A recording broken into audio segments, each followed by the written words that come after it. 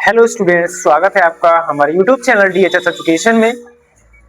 आज हम फिर हाजिर हैं एक कंप्यूटर फंडामेंटल के नए टॉपिक के साथ में। आज का जो टॉपिक हमारा होने वाला है वो जनरेशन ऑफ कंप्यूटर है, यानी कि कंप्यूटर की पीढ़ियां हैं। तो आज हम इसको विस्तार से समझेंगे कि कंप्यूटर की पीढ़ियां क्या होती हैं, कितने प्रकार की होती हैं और किस जनरेशन में किस तकनीक का प्रयोग किया गया है। तो चलिए शुरू करते हैं। की पीढ़ियां वैक्यूम ट्यूब से शुरू होकर आर्टिफिशियल इंटेलिजेंस तक पहुंच चुकी हैं। आज इसकी विस्तृत यात्रा के बारे में हम चर्चा करेंगे, तो जानते हैं। चलिए शुरू करते हैं वीडियो को। सबसे पहले इंट्रोडक्शन, कंप्यूटर का जो विकास क्रम हो कैसे है, इसका थोड़ा हम परिचय जान लेते हैं। कंप्यूटर का इतिहास केवल गणना करने वाली मशीनों का इतिहास नहीं है, बल्कि यह मानव बुद्धि द्वारा समय और गति पर विजय प्राप्त करने की यात्रा है। कंप्यूटर के विकास को तकनीकी बदलाव के आधार पर 5 भागों में विभाजित किया गया है, जिन्हें पीढ़ियां कहते हैं। विभाजन का जो आधार है मुख्य रूप से हार्डवेयर तकनीक के आधार पर है। इसमें कुछ नए से नए बदलाव हुए, उनको अलग अलग जनरेशन में दर्शाया गया है। हर नई पीढ़ी के साथ कंप्यूटर का आकार छोटा, गति तेज, कीमत कम और कार्यक्षमता अधिक होती गई है। संक्षिप्त में अगर इतिहास हम इसका समझें तो 16वीं शताब्दी में अबेकस और कैलकुलेटर से शुरू हुई ये यात्रा आज सुपर कंप्यूटर और AI तक आ पहुंची है। पहली जनरेशन यानी कि प्रथम पीढ़ी हमारी है, जिसमें 1946 से 1956 इसकी शुरुआत मानी जाती है। कुछ जगह पर आपको 1946 से 1956 भी मिल सकती है। इसमें मुख्य रूप से वैक्यूम ट्यूब का प्रयोग किया गया है। मुख्य तकनीकी जो है इसमें क्या है, वैक्यूम ट्यूब है, जिसको हम यहाँ पर थोड़ा हाईलाइट कर देते हैं। मुख्य रूप से हमारा इसमें वैक्यूम ट्यूब का प्रयोग किया गया है। मेमोरी की जगह पर इसको मैग्नेटिक ड्रम का प्रयोग किया गया है। अगर बात करें भाषा की तो इसमें मशीनी भाषा का प्रयोग किया गया है, जो कि 0 और 1 होती है। फर्स्ट जनरेशन के कंप्यूटर आकार में बहुत बड़े हुआ करते थे, जो एक कमरे के बराबर हुआ करते थे। इसमें सबसे बड़ी समस्या थी कि ये बिजली ज्यादा लेते थे, यानी कि जो लाइट है वो ज्यादा कंज्यूम करते थे, और इसी कारण इसमें AC की आवश्यकता होती थी, क्योंकि इसमें हीटिंग की प्रॉब्लम थी। जब लाइट ज्यादा लेंगे, आकार में ज्यादा बड़े हैं, तो निश्चित है कि उसमें हीटिंग भी ज्यादा ही होगी। हीटिंग ज्यादा होने के कारण इसमें AC को अनिवार्य करना पड़ा, जिससे कि उसको कूलिंग दी जा सके। इनपुट की तरह इसमें पंच कार्ड का प्रयोग किया गया था, जो कि एक पेपर कार्ड की तरह होता है। आयताकार कार्ड होता था, जिसको इनपुट की तरह का यूज में लिया गया। अगर बात करें इसके उदाहरण की तो इसमें ENIAC, ADVAC और UNIVAC जैसे कंप्यूटर्स को प्रथम पीढ़ी के कंप्यूटर में रखा गया है। दूसरी पीढ़ी यानी कि सेकंड जनरेशन 1956 से 1963 तक इसकी शुरुआत मानी जाती है। मुख्य रूप से जो ट्रांजिस्टर है मुख्य रूप से इसमें यूज किया गया है। जैसे कि पहली जनरेशन में हमारा वैक्यूम ट्यूब प्रयोग किया गया था, ठीक उसी प्रकार से सेकंड जनरेशन में ट्रांजिस्टर का प्रयोग किया गया है। इसमें मेमोरी की जगह मैग्नेटिक कोर और मैग्नेटिक टैप का प्रयोग किया गया है। असेंबली भाषा का प्रयोग इसमें किया गया है, जबकि प्रथम पीढ़ी में मशीनी भाषा का प्रयोग किया गया था, और इसमें असेंबली भाषा का प्रयोग किया गया है, और इसमें हाई लेवल लैंग्वेज की भी शुरुआत हो गई, जैसे कोबोल, फोर्ट्रेन। अगर कोबोल, जैसे कि कोबोल की अगर फुल फॉर्म जानना हमें है तो कोबोल का मतलब होता है, कोबोल की full form common business oriented language है। वहीं दूसरी ओर हमारा एक और लैंग्वेज है इसमें, जैसे फोर्ट्रेन की जो फुल फॉर्म होती है फॉर्मूला ट्रांसलेशन होती है। फोर्ट्रेन की जो फुल फॉर्म होती है फॉर्मूला ट्रांसलेशन होती है। तो ये हमारी कोबोल और फोर्ट्रेन की फुल फॉर्म थी। इसमें जो पहली पीढ़ी और की अपेक्षा क्या सुधार किए गए हैं, पहली पीढ़ी की तुलना में आकार कुछ हद तक छोटा हुआ है और गति तेज हुई है। अधिक विश्वसनीय और कम बिजली की खपत हुई है इसमें। लेकिन एसी की आवश्यकता अभी भी बरकरार है क्योंकि साइज में ज्यादा फर्क नहीं आया है। महंगे थे और केवल विशेष कार्यों के लिए इनका प्रयोग किया जाने लगा। अगर बात करें इसमें एग्जांपल्स की, उदाहरण की, तो इसमें IBM 1401 और IBM 7094 जैसे कंप्यूटर सेकंड जनरेशन के कंप्यूटर कहलाते हैं। अब बढ़ते हैं थर्ड जनरेशन की तरफ। थर्ड जनरेशन यानी कि तीसरी पीढ़ी 1964 से 1971 तक इसकी जो शुरुआत मानी जाती है। इसमें मुख्य रूप से इंटीग्रेटेड सर्किट्स यानी कि आईसी का प्रयोग किया गया था और आईसी का जो आविष्कार है वो जैक किल्बी ने किया था। आईसी का आविष्कार किसने? जैक किल्बी ने 1958 में आविष्कार किया था। कब किया था? 1958 में जैक किल्बी के द्वारा आईसी का आविष्कार किया गया था। इसमें हाई लेवल भाषाएं जैसे पास्कल, बेसिक का प्रयोग किया गया है। कीबोर्ड और मॉनिटर के प्रयोग शुरू हो गए इसमें पंच कार्ड की जगह पर। आकार छोटा यानी कि एग्जांपल आप उसका ऐसे भी समझ सकते हैं कि मिनी कंप्यूटर, और गति इसकी नैनो सेकंड में आ चुकी है। ये मल्टी प्रोग्रामिंग सिस्टम थे जिनमें ओएस की शुरुआत हुई थी। तो ये हमारी थी थर्ड जनरेशन। मुख्य रूप से इसमें आईसी का प्रयोग किया गया है और इसमें हाई लेवल लैंग्वेज पास्कल और बेसिक का प्रयोग किया गया है। कीबोर्ड और मॉनिटर का प्रयोग इसमें किया जाने लगा। पहले पंच कार्ड का प्रयोग किया जाता था, लेकिन अब इसमें बदलाव जो हुए हैं वो कीबोर्ड और मॉनिटर का प्रयोग इसमें किया जाने लगा। इनका जो आकार है वो सेकंड जनरेशन की अपेक्षा छोटा हो गया है। अब बढ़ते हैं हम थर्ड जनरेशन की, फोर्थ जनरेशन की तरफ। चौथी पीढ़ी यानी कि फोर्थ जनरेशन 1971 से 1985 तक मानी जाती है। इसमें मुख्य रूप से माइक्रो प्रोसेसर का प्रयोग किया गया था और उसके साथ साथ VLSI का प्रयोग भी किया गया है।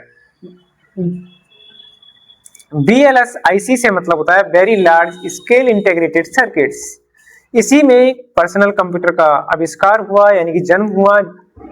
फोर्थ जनरेशन से ही पर्सनल कंप्यूटर आने लगे। GUI यानी कि ग्राफिकल यूजर इंटरफेस, माउस और विंडोज का इसमें प्रयोग किए जाने लगा। इसके साथ साथ इंटरनेट और नेटवर्क का विकास भी इसी जनरेशन में हुआ है।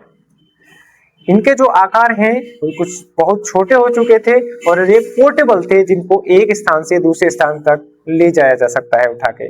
जैसे कि एग्जाम्पल में आप समझ सकते हैं लैपटॉप, डेस्कटॉप और पम टॉप जैसी जो हमारे कंप्यूटर्स होते हैं वो हमारे फोर्थ जनरेशन के कंप्यूटर होते हैं। इनमें एसी की आवश्यकता नहीं थी, आम आदमी के लिए उपलब्ध और विश्वसनीय थे। एग्जाम्पल इसके जो हैं IBM, PC, लैपटॉप्स, ये हमारे इसके एग्जाम्पल्स हैं। अब बढ़ते हैं लास्ट एंड फिफ्थ जनरेशन की तरफ। फिफ्थ जनरेशन यानी कि पांचवी पीढ़ी 1985 से अब तक मानी जाती है। इसमें मुख्य रूप से आर्टिफिशियल इंटेलिजेंस का प्रयोग किया गया है। आर्टिफिशियल इंटेलिजेंस और ULSIC का प्रयोग किया गया है। ULSIC का मतलब होता है ultra large scale integrated circuits. इसकी जो प्रोसेसिंग है वो पैरेलल प्रोसेसिंग होती है और उसमें क्वांटम कंप्यूटर का भी प्रयोग किया गया है, क्वांटम कंप्यूटिंग का। पैरेलल प्रोसेसिंग कुछ हम इस तरीके से समझ सकते हैं, एक सीधी रेखा में समान अंतर के साथ एक से अधिक प्रोसेसर उसमें लगे होते हैं। इसमें मुख्य विशेषता क्या है कि स्वयं सोचने और निर्णय लेने की क्षमता आ चुकी है इसमें, क्योंकि इसमें AI का प्रयोग किया जाने लगा है। वॉइस रिकॉग्निशन जैसे कि आवाज को पहचानना, रोबोटिक्स, नेचुरल लैंग्वेज प्रोसेसिंग यानी कि मानव भाषा को भी समझने लगा है। इसका उदाहरण है रोबोट, परम सुपर कंप्यूटर या वॉइस असिस्टेंट जैसे सिरी, एलेक्सा जैसी जो है वो फिफ्थ जनरेशन के हमारे एग्जांपल्स हैं। और इसमें सेल्फ ड्राइविंग कार्स भी इसी जनरेशन के अंतर्गत आती हैं। इससे मुझे याद आया कि सेल्फ ड्राइविंग जो कार है 1 जुलाई 2003 को लॉन्च की गई थी। 1 जुलाई 2003 को लॉन्च की गई थी। तो ये थी हमारी पांचवी पीढ़ी यानी कि फिफ्थ जनरेशन। अब हम ये समझ लेते हैं कि पांचों जनरेशन में, पांचों पीढ़ियों में तुलना करके देखते हैं। जो बेसिक पॉइंट और मेन पॉइंट्स हैं उनके हम तुलना कर लेते हैं। पहली जनरेशन 1940 से 1956 तक मानी जाती है इसकी समय अवधि। वही तकनीक के आधार पर वैक्यूम ट्यूब का प्रयोग किया गया था पहली जनरेशन में। गति मिलीसेकंड थी और भाषा इसमें मशीनी भाषा का प्रयोग किया गया। उदाहरण इसका है ENIAC। सेकंड जनरेशन में वैक्यूम ट्यूब की जगह पर ट्रांजिस्टर का प्रयोग किया गया वहीं गति इसकी बढ़कर माइक्रो सेकंड हो चुकी थी।